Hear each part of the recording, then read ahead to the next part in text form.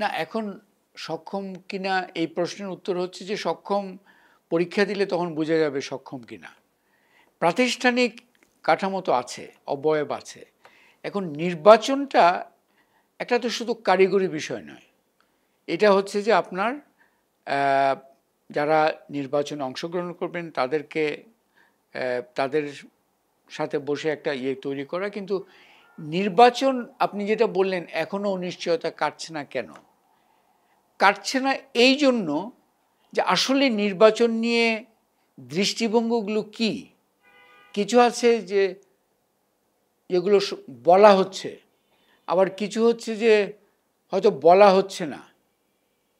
So নির্বাচন, আমি মনে করি যে নির্বাচন অত্যন্ত গুরুত্বপূর্ণ একটা মাইলফলক, যেটার মাধ্যমেও এক ধরনের এই যে রাজনৈতিক অধিকার বঞ্চনার যে একটা এই 15 বছর ধরে একটা ছিল, সেটার অ্যাটলিস্ট উত্তরণ হওয়ার একটা গুরুত্বপূর্ণ প্রয়োজন আছে।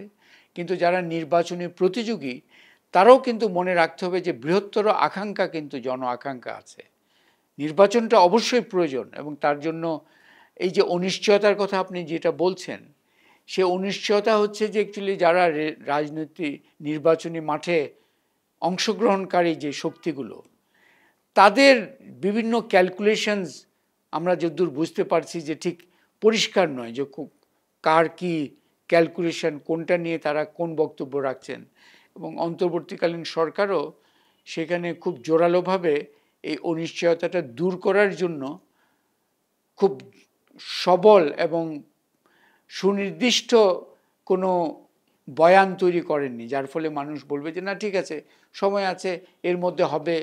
কিন্তু ওই অনিশ্চয়তার আবহটা এখনো, তো আশা করি এটা আমরা তো যদি শুনতে পাচ্ছি যে এটা নিয়ে একটা সুনির্দিষ্ট বক্তব্য আসবে, আসলে আশা করি এই পার্টটা অ্যাটলিস্ট হবে যে নির্বাচনের যে অনিশ্চয়তাটা, এই দিকটা অ্যাটলিস্ট কিছুটা হলেও অনেকটা কমে যাবে। কিন্তু অন্য বিষয়গুলো তখন এই যে আরও বৃহত্তর যে পরিবর্তনের আকাঙ্ক্ষা, সেগুলো কিভাবে হবে, সেগুলো তো রাতারাতি হওয়ার কথা নয়। কিন্তু মানুষের একটা আস্থা লাগবে যে এগুলো পরিবর্তনগুলো করার জন্য সকল মহল উদ্যোগী, তারা চিন্তা করছেন, তারাও শুধু ভালো কথা বললে হবে না, ভালো কথা তো সবাই বলতে পারে, তাদের সেই সক্ষমতা দেখাতে হবে তারা ঠিক কিভাবে এই বিষয়গুলোর সমাধান হবে। এবং অনেক পরিবর্তন, অনেক সংস্কার, অনেক এই মুহূর্তে করার মতো অনেক কিছু আছে।